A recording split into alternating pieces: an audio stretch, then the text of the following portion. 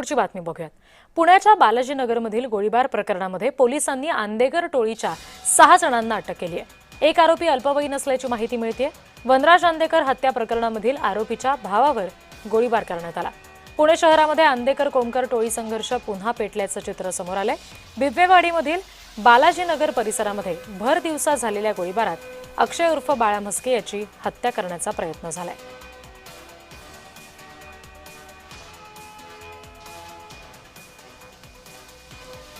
या संदर्भात प्रतिनिधी प्रीतम पुरोहित आपल्याला आणखी तपशील देत आहेत। प्रीतम, खरं तर कल्याणी, आपल्याला माहिती आहे की काल सकाळी सातार रोड या ठिकाणी बालाजीनगर परिसरामध्ये वनराजची ज्यांनी हत्या केली त्याचा मारेकरी अक्षय म्हस्के याच्या आकाश म्हस्केच्या भावाला अक्षय म्हस्केला जीवे मारण्याचा प्रयत्न आंदेकर टोळीकडून झाला।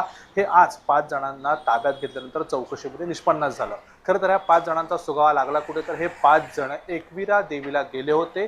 मारण्यापूर्वी देखील ते एकविरा देवीला जाऊन आले आणि सापडले देखील ते एकविरा देवीच्या याच परिसरामध्ये। त्यातील एक अल्पवयीन आहेत असे म्हणून 6 जण आहेत, त्याला ज्युएनाइल जस्टिस बेंचच्या ताब्यात दिलेलं आहे। तर इतर 5 जणांना जी आहे ती 28 मे पर्यंत पोलीस कोठडी सुनावण्यात आलेली आहे। त्यांच्यामध्ये त्यांनी 2 बंदुका, 4-5 कोयते आणि जी काही हत्यारं वापरण्यात आली ती सगळी जप्त केलेली आहेत आणि त्यांची पुढील चौकशी सध्या सुरू आहे।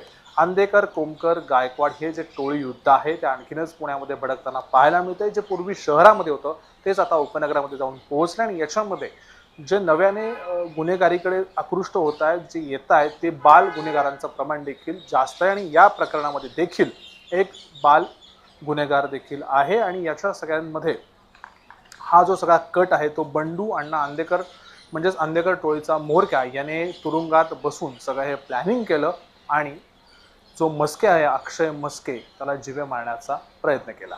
जी निश्चित, धन्यवाद सगळ्या तपशिलांसाठी प्रवीण।